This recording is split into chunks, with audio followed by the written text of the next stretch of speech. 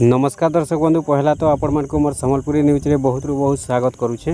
देखुन आज्ञा एटा सीएम किसान योजना पैसा आसी जाइछे। आपन को कोनोसी मिच प्रचार नहीं करबार, ठका भणा कचा किछि नहीं कहबार। देखुन एटा जेनटा कि मोरटा निजरटा मुई देखे दोछे आपण मान को। टाइम भी देखुन, डेट भी देखुन। एटा सीएम किसान रो 2000 टंका एबे एबे ही आसीछे। आपण माने भी जदी जोग्य अछन, आपण माने कोनोसी चिंता नहीं करून, किछि आपण माने मूड खेलाबार नहीं न।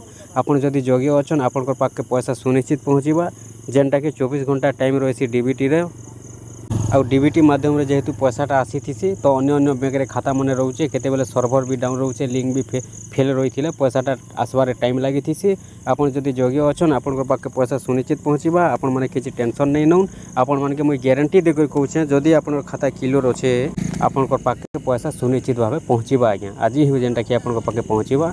आज जदी नहीं पहुँचुचे, आपण को पाके 24 घंटा भीतर सुनिश्चित भाबे पैसाटा पहुँची जीवा। देखुन आपण मैंने जानी जे बरस के 2 किस्ती मिलसी सीएम किसान रो पैसा हेले एबे बहुत बड़ खुशीर कथा।